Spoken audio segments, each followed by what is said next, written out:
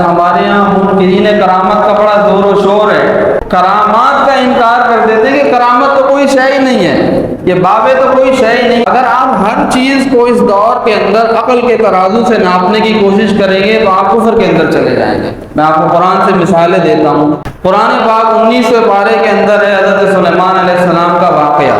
حضرت سلیمان علیہ السلام موجود ہیں اور آپ فرماتے ہیں کون ہے جو ملکہ بلقیس کا تخت جو یمن سے لا کر شام میں لے کر آ جائے گا، کون ہے ایسا جو تم میں سے لے کر آ جائے؟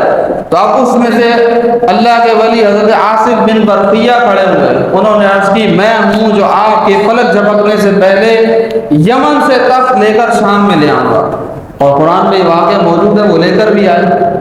اب کوئی عقل کے ترازو میں سوچنے کی کوشش کرے کہ یہ کیسے ہو سکتا ہے، بھائی یہ ہے ہی کرامت جس کو عقل سے بھی نہیں سمجھا جا سکتا ہے۔ کرامت کہتے ہی اسے ہیں کہ جس کو عقل سے سمجھا نہ جائے، جو عادتاً بندے سے ظاہر نہ ہو، خلاف عادت ظاہر ہو، اسی کو کرامت کہتے ہیں۔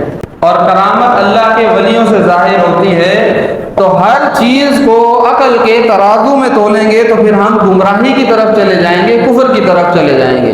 ان چیزوں کو سمجھنے کے لیے ہمیں قرآن و حدیث کو پڑھنے کی ضرورت ہے۔ قرآن و حدیث کے اندر جب اس طرح کے واقعات موجود ہیں تو ماننا پڑے گا۔